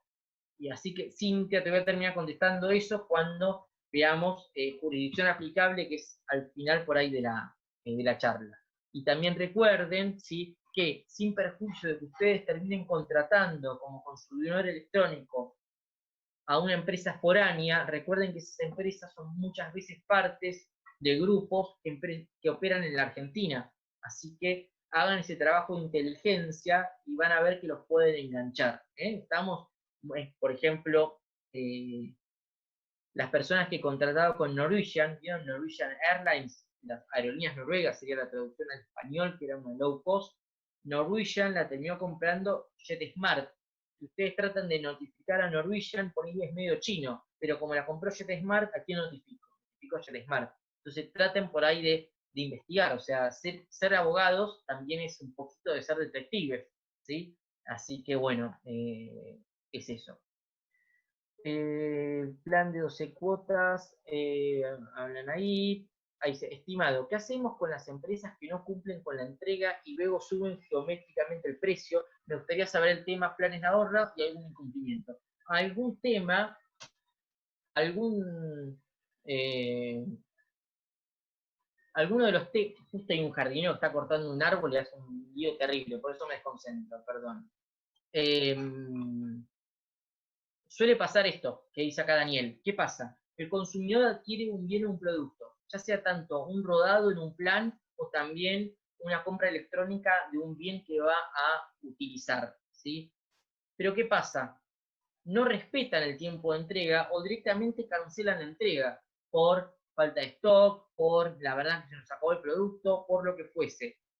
Rescinden el contrato, le devuelven el importe al consumidor y van a ver que automáticamente sale el mismo bien a plaza con un valor, ¿sí?, superior. Entonces, ¿cuál es? O sea, a mí me devuelven el dinero porque lo que yo pago, ¿sí?, no les negocios a ellos, entonces prefieren realizar una ruptura contractual, ¿sí?, reembolsar un dinero y no un valor actual, sino un valor nominal de ese momento, ¿sí?, y ofertar nuevamente el producto. Bueno, ahí tenemos obviamente un reclamo que vamos a tener que realizar, ¿sí? ¿Por qué? Porque uno, hay un incumplimiento contractual, hay una falta de prestación del bien o del servicio, tendré que judicializarlo todo esto, ¿sí? Ahora, yo tendré que valerme todas esas pruebas, ¿sí?, de que a mí se me cancela la entrega, ¿sí?, pasado obviamente X tiempo, se me devuelve un dinero, pero automáticamente ese bien en realidad estaba en plaza, porque lo volvieron a ofertar a un valor superior.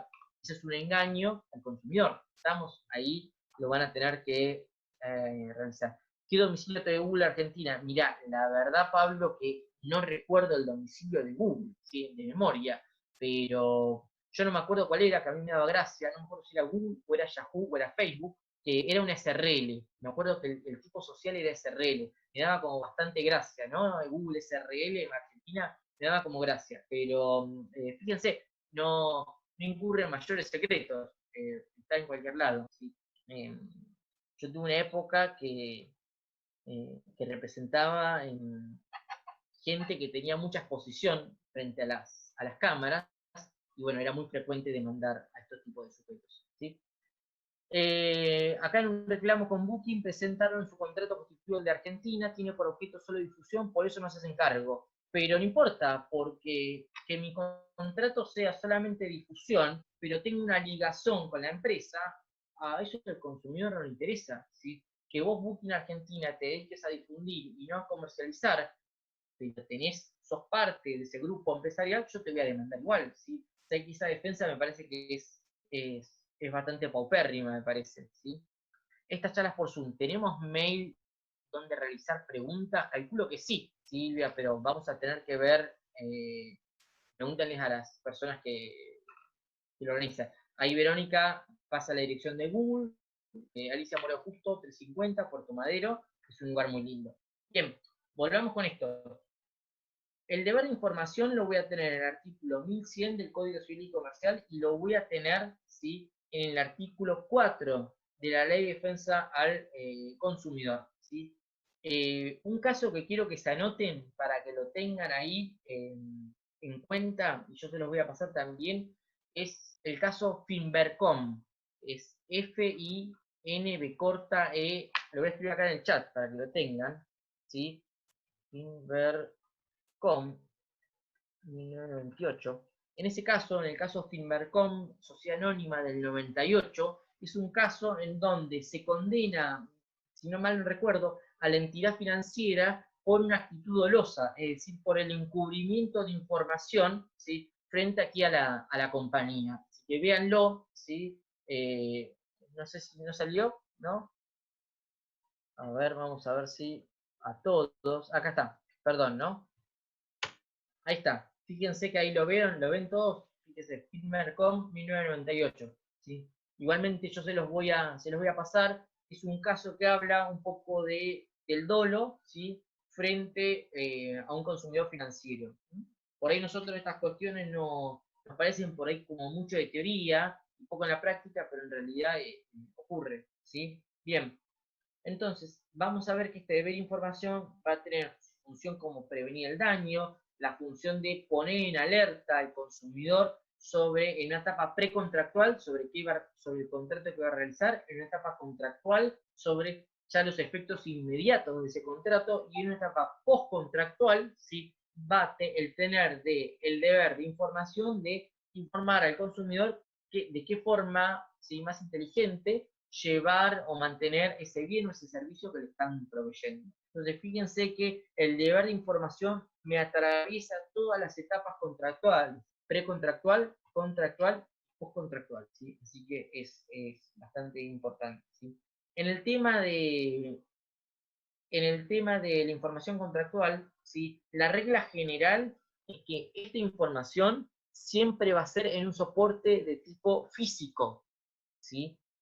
Sí, el artículo 4 de la Ley de Defensa del Consumidor, si mal no recuerdo, me va a hablar que este deber de información siempre va a ser en físico, ¿sí? Salvo que ustedes opten por la información de forma electrónica. Fíjense que por ahí esto lo van a ver mucho en lo que es la adquisición de servicios públicos. ¿Vieron que les dice, ¿querés tu factura electrónica o querés tu factura escrita? Recuerden esto, una vez que renuncian a la factura tradicional, ¿sí?, ya está, no vuelven más a eso, van a tener siempre la factura electrónica. Entonces, siempre por ahí recomiendo que no renuncien, si tengan la factura tradicional. Muchas veces estas facturas se terminan perdiendo en el éter, o se las terminan mandando y no pueden acceder al PDF, pasan muchas cosas. Siempre les recomiendo por ahí continuar con esto, y por ahí muchas veces a los consumidores que son quizás más grandes que nosotros, les es mucho más fácil la factura de tipo tradicional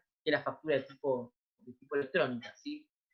Laura dice, volviendo a los créditos bancarios, con las refinanciaciones se hace complicado revisar cada ítem. Da la impresión de que varios rubros se agregan por si pasa, en un por si pasa. Se necesita un perito contador para develar el misterio de lo que corresponde o no. ¿Esa actitud qué configuraría? Que ocurre muchas veces, ¿sí? Muchas veces al consumidor se le realiza de que en los refinanciamientos es como bastante escabroso para poder llegar a leerlo y comprenderlo. Es más, seguramente a nosotros, como a ustedes como colegas, les puede resultar hasta tedioso, ¿no? Leer una refinanciación financiera, ¿no? Porque si están bastante acostumbrados al ruedo, lo deben leer como nada, pero por ahí hay colegas que nos cuesta un montón, ¿sí?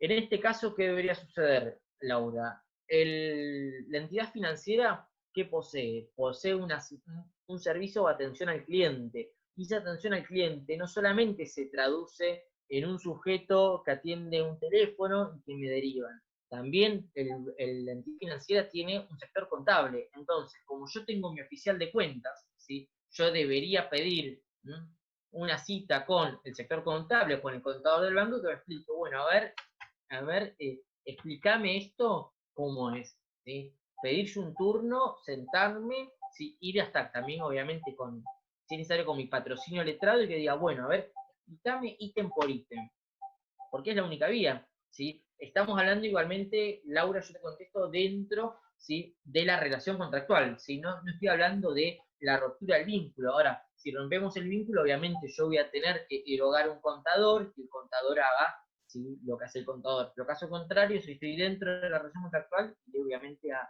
peticionar al banco a que se implique, ¿sí? Todas estas cuestiones. Pero sí, es lo que suele ocurrir, ¿bien? También por ahí esto va a lo que es la libertad de contratar. Y fíjense por qué. Todos los cargos que sufre el consumidor que no solicitó, ¿sí? Atentan contra esa libertad de contratar, porque la libertad de contratar no solamente se traduce, ¿sí? Con quién contrato, sino también se traduce si yo quiero contratar. ¿Se entiende? Que a mí me impongan un cargo, ¿sí? Que yo nunca lo solicité, y quedar de baja de ese cargo es totalmente escabroso y complicado para el consumidor, ¿sí? Eso atenta contra la libertad de contratar. ¿Se comprende? ¿Sí? ¿Por qué? Porque van a ver que ese monto, ¿sí? Que estoy siendo víctima, mi peculio, aunque sea poco, cuál es el engaño? O sea, ¿cuál es el negocio? De que el costo de tiempo es excesivamente superior al costo monetario que se me incluye, ¿sí? En esa inteligencia de las cosas, ¿sí? Ese costo que ustedes le están sacando, que para ustedes es poco, multiplíquenlo por la cantidad de usuarios que tiene el banco. Entonces, ¿sí? Ahí estamos hablando de que si yo lo reclamase judicialmente, me va a abrir la puertita a reclamar qué cosa, el daño punitivo. ¿Por qué? Porque va a ser la sanción ejemplificadora contra un acto de un proveedor de bienes y de servicios que atenta no contra el consumidor en particular, sino contra toda la comunidad de consumidores. ¿Estamos? ¿Sí? Fíjense cómo en determinadas cuestiones, yo además de pedir un daño directo, voy a ir por el daño punitivo. El deber de información es uno también, ¿sí? La falta de información en los consumidores, ¿sí? Yo voy a pedir un daño punitivo por esto. Van a ver que la teoría es linda, pero en la práctica es como todo, ¿no? Es como uno se termina por ahí desenamorando. La jurisprudencia que hay en la Argentina sobre daño punitivo dista muchísimo a los márgenes del daño punitivo que da el derecho anglosajón. ¿Vieron los famosos casos de el café caliente que se me vuelque y yo pido 17 millones de dólares? Una cuestión.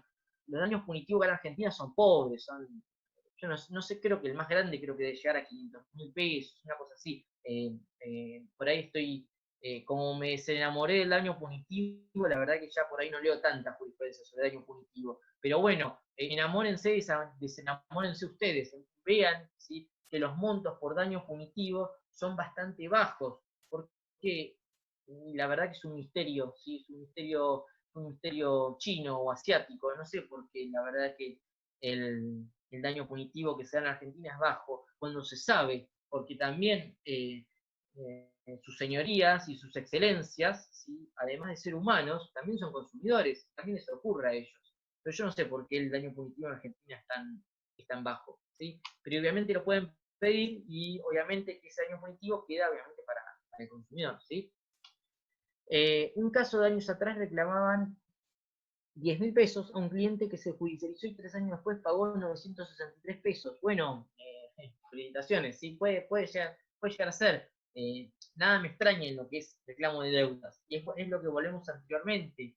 Fíjense que en estos cobros compulsivos de deudas, ¿sí? Me reclaman un monto, pero si yo termino pagando el acto, el monto es como 80 veces, un 80% inferior. ¿Por qué? Porque muchas veces se da que estos estudios o empresas que se dedican a cobranzas compran listados viejos de deudores, ¿sí? Entonces, supongamos que yo agarro a alguno de ustedes, a ver, a que estoy viendo acá, no sé, a Pablo, o a Marina, o a Nilda, y les digo, ustedes tuvieron una deuda con el banco X en el año 2008, y puede ser, o puede ser que no, pero como el monto es tan bajo, lo que yo les pido, ustedes que dicen, bueno, termino pagando para sacarme esto encima. Pero bueno, es muy usual la compra de antiguos listados de deudores para poder, ¿sí? Ejercer estos tipos de derechos, ¿sí? ¿Bien? Eh, Acá Laura dice, si la información no es clara, a pesar del requerimiento del cliente y quede constada, ya se podría habilitar la vía judicial entonces con daño punitivo. Por eso Klosterboer hizo alto lío por morder una hamburguesa de carne en Norteamérica. Primero, me encantaría tener a Klosterboer de clienta, es mi sueño, ¿sí? Sería genial, pero la verdad que no la tengo. Dos, seguramente si Klosterboer mordió una hamburguesa, como acá habla Laura, y en Norteamérica puede pasar de todo, ¿sí? Hasta yo quizás podría ser presidente, pero bueno, no estamos en Norteamérica, sino que estamos obviamente en Argentina. Pero sí, es un poco lo que dice Laura, ¿sí? Es un daño de tipo punitivo, ¿sí? El daño punitivo es una sanción ejemplificadora ante un comportamiento que no daña en particular al consumidor, sino que daña al consumidor y quedan expuestos todos los consumidores a esos posibles tipos de daños, ¿sí? Es un poco el caso que nos acá plantea Laura para todos en el chat, ¿sí? Bien, Aurora, dada la hora, podemos avanzar sobre el tema turístico que es importante en este momento de COVID. Podemos hacer lo que vos quieras, Laura. Yo soy directamente tu servidor, así que si querés vamos a avanzar un poco, no hay problema, ¿sí? Entonces, dicho esto, ¿sí? Fíjense lo diametral o importante, ¿sí? que es la cuestión de la información. Esta información, sí, que también por ahí tiene que ver con lo que es el consumidor. Igualmente, el tema turístico ya lo hablamos en un curso, pero es un tema por ahí que fue de curso aparte, pero igualmente lo vamos a hablar porque es un consumidor de tipo electrónico, ¿sí? Nosotros vamos a ver que primero nos va a surgir un problema con el consumidor turista, ¿sí? ¿Cuál va a ser? El consumidor turista, si hubo el consumidor turista, sí que saca o que obtiene una relación contractual. Yo lo primero que les voy a preguntar, ¿cuál va a ser el lugar de cumplimiento? ¿Sí? El consumidor electrónico, ¿sí? Ante la pregunta de cuál es el lugar de cumplimiento del contrato, la respuesta es fácil, es donde se entrega el bien, ¿sí? o donde se debió entregar el bien. Si así no lo fuese, ¿sí? La regla general me va a hablar que el lugar de cumplimiento, ¿sí? Va a ser el domicilio del consumidor, ¿sí? No es el domicilio del deudor de la obligación. Va a ser aquí en este caso, porque estamos en el derecho del consumidor, el domicilio del consumidor. Bien, en lo que es consumidor electrónico, por lo menos el consumidor turista, fíjense que no estoy adquiriendo un bien, y además estoy adquiriendo, ¿sí? Si fuese así un bien o un servicio, estoy adquiriendo un bien o un servicio que se termina presentando en un territorio de ultramar, es decir, que se termina presentando en un territorio o en un país, ¿sí? Que excede a la frontera argentina. Entonces, ¿cuál será el domicilio? Yo voy a ir obviamente por la regla general, voy a hablar que el lugar de cumplimiento no va a ser ese domicilio, no va a ser ese lugar foráneo. ¿Por qué?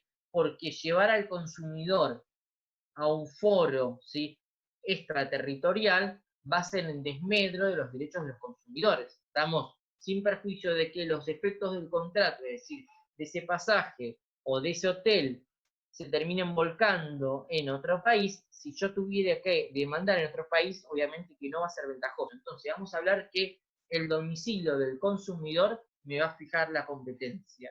Bien, puede pasar que en la práctica a mí me convenga quizás hasta relegar ese domicilio del consumidor e ir al domicilio del demandado. Bueno, eso será la táctica de cada uno del letrado interviniente. Entonces, fíjense cómo ya por lo menos estamos dejando en claro, ¿sí?, cuál es la jurisdicción aplicable. Que todas estas cuestiones de prórroga de jurisdicción no va a ser. Segunda cuestión a tener en cuenta con el consumidor turista electrónico, ¿sí? El deber de información obviamente no es respetado. ¿Por qué no es respetado? Porque no se le da la información total. Entonces acá voy a tener, ¿sí?, volvemos a la teoría general que vimos a lo largo de este curso, voy a tener un elemento a reclamar. Y segundo, ¿sí?, en lo que es por ahí, en el caso puntual, si lo que está ocurriendo hoy por hoy, ¿sí?, vamos a ver que este consumidor turista, ¿sí?, se le van a hacer valer cláusulas que son obviamente asimétricas. ¿Por qué? Fíjense que la mayoría de las compañías de turismo, las compañías aéreas, ¿sí?, o las agencias de turismo, me van a hablar de el contrato de cláusula no reembolsable por cancelación. ¿Escucharon alguna vez que le dicen no es reembolsable por cancelación? ¿Sí? ¿Cuál es la lógica? Y yo creo que lo nombré, me parece, en algún momento. ¿Cuál es la lógica de esta cláusula? Esta cláusula opera cuando el consumidor cancela frente a las circunstancias, ¿sí?, de hecho o del contexto que se dio la obtención del pasaje. Es decir, que si nosotros nos volvemos a la vida anterior al COVID-19, ¿sí?, y yo sacaba un pasaje en junio que me decía que no era cancelable o que su cancelación, ¿sí?, iba a traer aparejada una penalidad y yo lo cancelaba, con buen criterio la empresa me va a hacer valer esa cláusula, lo cual es totalmente legítimo. ¿Me siguen hasta ahí? Ahora bien, la situación del contexto cambió después de enero, después de febrero, después de marzo de este año. ¿Por qué? Porque no es la misma en la cual terminó celebrando el consumidor. Entonces, el consumidor, que muchas veces cae en la falsa idea que dice yo cancelé el pasaje, pero en realidad el consumidor no canceló el pasaje. Ya ese pasaje estaba cancelado. ¿Por qué? Porque las situaciones del contexto cambiaron, porque era imposible cumplimiento. Entonces, algo que es imposible cumplimiento, que yo lo cancele, el resultado termina siendo lo mismo, ¿sí? ¿Siguen? Entonces, frente a esta situación, yo no voy a poder hacer valer la defensa de la cláusula de cancelación, o sea, yo empresa, frente al consumidor. Fíjense que las agencias de turismo o la empresa de turismo, ¿qué dicen? Sin perjuicio de que el pasaje no era cancelable, te vamos a reembolsar dinero. Parece que fueran los buenos, parece que la empresa de turismo sea el monte de la piedad, ¿no? De que viene a solucionar el problema financiero del consumidor, y en realidad no, porque esa cláusula no cancelable, ¿sí?, no aplica a esta situación. ¿Y no aplica por qué? Porque el pasaje se vio cancelado, ¿sí? La empresa no me iba a brindar ese servicio. Entonces, siguiendo este razonamiento, ¿cómo es la cosa? Opera la cláusula cuando cancela el consumidor, pero si me cancela la empresa, ¿se queda el dinero y no me la devuelve? Fíjense que hay hay un desacople, una discongruencia en los argumentos. Entonces, fíjense cómo ya apartamos, ¿sí?, separamos el trigo de la paja, ¿no? Vamos a separar este argumento y este argumento obviamente no es válido. Seguimos un poquito avanzando más con esto. El consumidor turista va a obtener un escenario en el cual se va a valer, ¿sí?, de dos artículos principalmente. Por un lado, ¿sí?, de el caso fortuito, ¿sí? Acá tenemos un caso fortuito, claro y simple. COVID-19 afectó la relación contractual. El caso fortuito, ¿de qué me habla? De se retornan las prestaciones sin responsabilidad. Es decir, que la empresa no va a pagar, ¿sí?, el costo de la frustración del pasaje del consumidor, porque no le podemos exigir eso, ¿sí? No le vamos a exigir eso. Pero sí que le vamos a exigir que devuelva el dinero. Ahora, fíjense el estado de las cosas, que ni eso hacen. Las agencias de turismo en muy pocos casos están devolviendo el dinero. Ustedes me dirán, hemos visto que están dando vouchers. Ahora, no se confundan, el voucher no significa la devolución del dinero al consumidor, porque el voucher, uno, A, tiene una condición de tipo limitada, B, el voucher es potestativo a las condiciones que me impone la empresa, ¿sí? Me van a decir que el voucher lo puedo utilizar en determinada situación, por determinado monto, ¿sí? Y para determinados tipos de operaciones que quedan, algunas quedan exentas. Entonces, no hay una devolución integral de la prestación que realizó ese consumidor. El voucher no sirve. Entonces, cuando les digan, las empresas están devolviendo, y ustedes preguntarán, ¿qué devuelven? ¿Dinero? No, voucher. Entonces no sirve. ¿Sí? El voucher no es dinero. ¿Sí? No puedo ir al almacén, al chino, al supermercado a comprar bienes con vouchers. No, no me sirve nada. ¿Sí? Entonces no hay una devolución de tipo efectiva. Segunda cuestión, o sea, yo planteo en la demanda, voy a plantear el caso fortuito, ¿sí? Y en base a ese caso fortuito, voy a traer a colación el artículo del enriquecimiento ilícito. ¿Y por qué? Acuérdense, enriquecimiento ilícito que corre de forma subsidiaria, no nunca de forma principal. Voy a hablar de, hay un enriquecimiento ilícito, ¿por qué? Porque en esta inteligencia de las cosas, o sea, siguiendo esta línea argumentativa que vamos planteando ante nosotros, como la empresa se hace de un dinero que no tiene una causa jurídica, porque en realidad operó el caso fortuito, este dinero que está en posesión por parte de la empresa es un dinero, ¿sí?, sin ningún tipo de fundamento. Por ende, nosotros caemos en el enriquecimiento ilícito, ¿sí? Y ahí vamos a hablar un poquito de eso.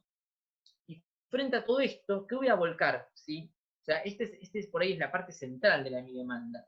Pero de forma anterior, ¿sí?, terminado el relato de los hechos, y cuando empiezo a andar en esta parte, yo de forma anterior, ¿qué voy a volcar? Voy a volcar todo lo que hablamos anteriormente. Voy a volcar a hablar del deber de información. Voy a hablar del trato indigno con el consumidor. Voy a hablar de la humillación del consumidor. Es humillante que el consumidor tenga que pasar 5 meses para que le llegue un correo pedorro, hablando mal y pronto, que le diga, hola Tatiana, estamos trabajando en tu reclamo. Y no están trabajando en mi reclamo, porque hace 5 meses que no me dan una respuesta, yo no le puedo prender la vela, sostener la vela a la empresa y cruzar los dedos a ver cuándo se van a dignar a contestarme, ¿no? Como si fuera maná caído del cielo o como si fuera la aparición de una deidad. No funciona así la cuestión. Entonces, todo eso, todo lo que hablamos al principio de nuestra charla lo voy a volcar. Y el núcleo duro de mi reclamo va a ser todo esto de lo que venimos hablando recién. El caso fortuito, ¿qué también voy a hablar? Voy a hablar del enriquecimiento ilícito. ¿Sí? ¿Estamos? También voy a hablar quizás de lo que ocurre en la mediación. Van a ver que no hay ningún tipo de intención por parte de las empresas o de las grandes empresas, ¿sí?, de conciliar. No hay ningún tipo de idea. No hay ningún tipo de idea también de darle una respuesta al consumidor. Es terrible, así que eso lo voy a plasmar. Y bueno, y después sortearé la demanda y vieron que está mal decir augurar el éxito de un proceso, está mal decir seguramente lo ganás, pero esto es casi un 80-90% que seguramente el consumidor lo gana. Pero ¿qué termina siendo? Termina siendo como un pequeño plazo fijo esto, ¿sí? Porque la sentencia no va a salir mañana, sin perjuicio que el proceso del consumidor es el proceso más rápido y expedito del juzgado, ¿sí? En la práctica por ahí se torna un poquito largo, pero yo calculo que casi no es una cuestión de derecho, no, el derecho está como totalmente comprobado, ¿sí? Solamente resta que la empresa pague, o sea, que la empresa se presente a abonar, o sea, que no hay mucha cuestión de discutir, solamente fundamentarlo. ¿Qué va a hacer la empresa del otro lado? Muchas herramientas no la hay. Va a hablar del COVID-19, va a hablar de un montón de cosas, y después va a tratar de poner las mayores trabas al proceso que pueda encontrar. ¿Para qué? Porque el consumidor, el consumidor es un cliente particular muchas veces, porque no es un cliente que quizás está acostumbrado a litigar, ¿sí? Lo va a tratar de desgastar al punto tal el consumidor decir, bueno, ya está, agarro lo que sea. Me parece que ese va a ser un poquito la lógica, ¿sí? Mónica pregunta, ¿cómo devuelven las empresas la plata que ya giraron al exterior? La verdad que no tengo la más mínima idea. Si supiera, sería banquero.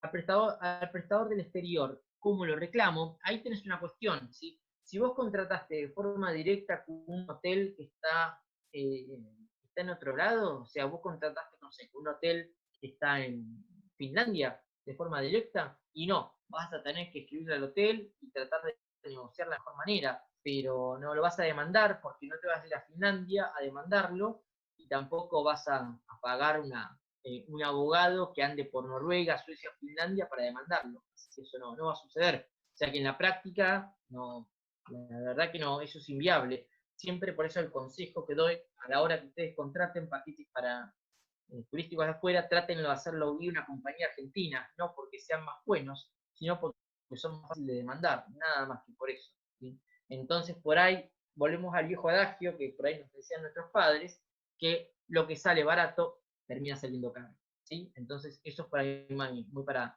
tener en cuenta. ¿Sí? Turismo interno, lo devolvieron el total sin gasto alguno. Bueno, genial. Se puede ir por un fuero civil, pero los comerciales son más expeditos. Sí, los comerciales son más expeditos, pero a veces por ahí no tienen la perspectiva, ¿sí?, de un trato protectorio hacia el consumidor. Así que es muy importante. Te pueden ofrecer la reprogramación. En realidad te pueden ofrecer de todo. Te pueden ofrecer, no sé, canjear tu pasaje por una vaca, qué sé yo. Te pueden ofrecer un montón de opciones en el abanico. Está en vos que aceptás. Te pueden ofrecer una reprogramación, ¿sí? Te podrán ofrecer una reprogramación.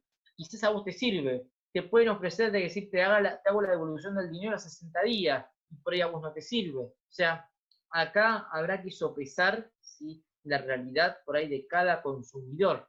Estamos, pero lo que la norma dice es que ¿qué te tienen que ofrecer? Te tienen que, si yo me voy al caso fortuito, me deberían devolver la prestación dineraria total. Después vamos a tener otros casos que son mucho más graves. Están los casos en los cuales el consumidor continúa pagando, ¿sí?, de un servicio que no se prestó.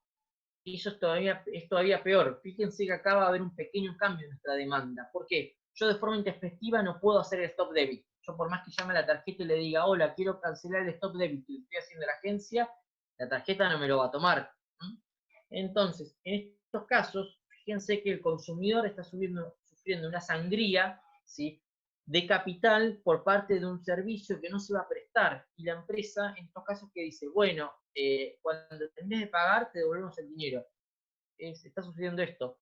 Entonces, frente a esto, lo que yo voy a pedir, ¿sí?, es más, quizás lo podría hasta, me parece, como una medida cautelar, ¿sí?, que se detenga, le voy a pedir a su señoría, obviamente, que la compañía se abstenga de realizar el cobro o las devengaciones del caso. Y acá voy a tener que, me parece, que citar también como tercero a la tarjeta de crédito, ¿sí?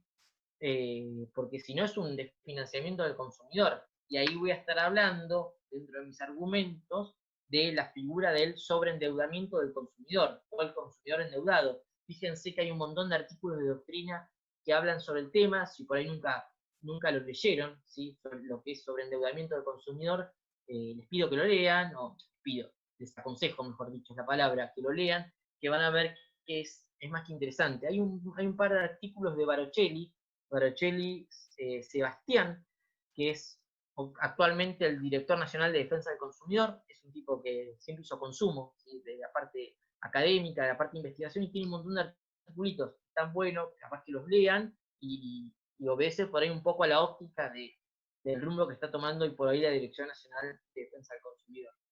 Y last but not least, ¿sí?, una cuestión o una pequeña mención al tema de honorarios, ¿sí?, que me parece que es re importante, porque bueno, si no van a ser como yo, que van a ser sujetos financieros no acordes y reciben llamadas a alta hora de la noche y se les frustran sus salidas. Entonces, para que eso no ocurra, chicos, cobren honorarios.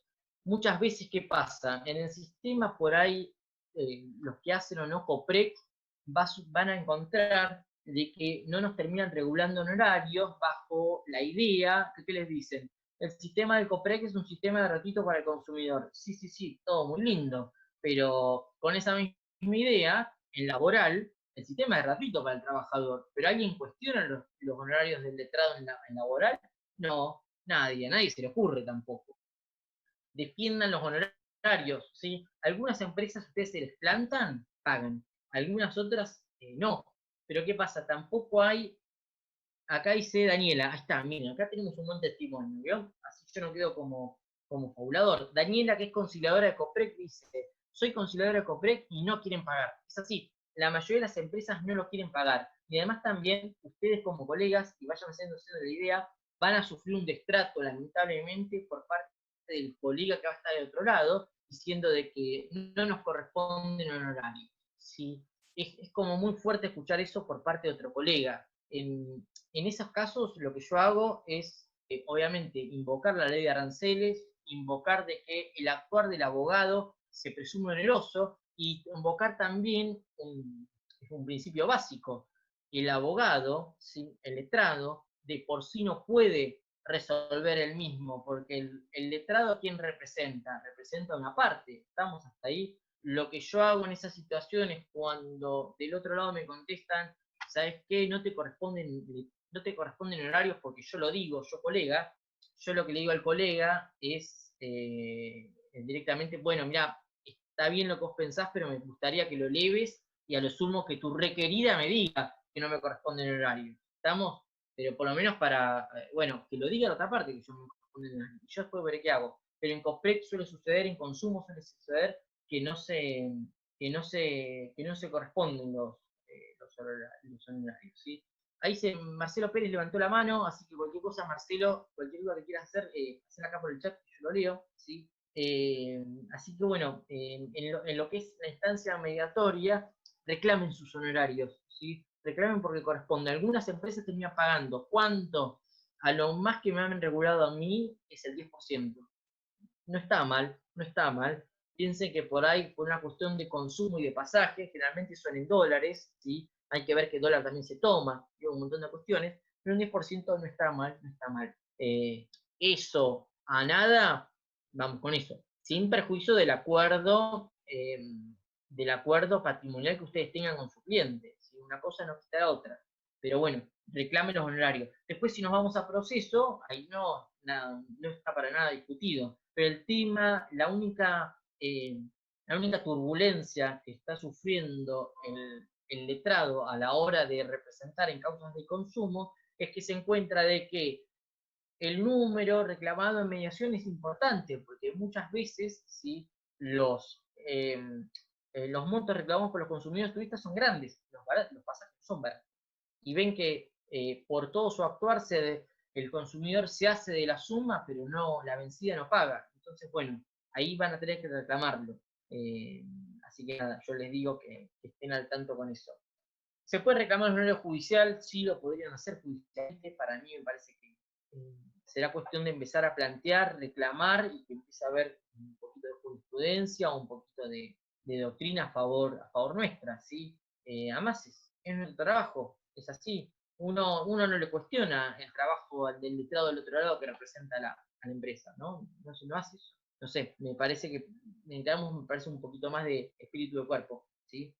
El consumidor cuando se le cobra. Y no sé, Laura, eso queda a gusto y piacere de cada uno, ¿no? A ustedes se van a poder auxiliar, obviamente, por la ley de honorarios de cada jurisdicción, de provincia, de Cava o de donde sean, sin perjuicio del acuerdo particular que tengan cada uno. Si el reclamo es de poca cuantía, bueno, no sé hasta qué punto le puedo cobrar tanto al consumidor. Eso ya, ustedes tienen experiencia y no, ¿qué les voy a andar aclarando estas cosas? ¿Sí?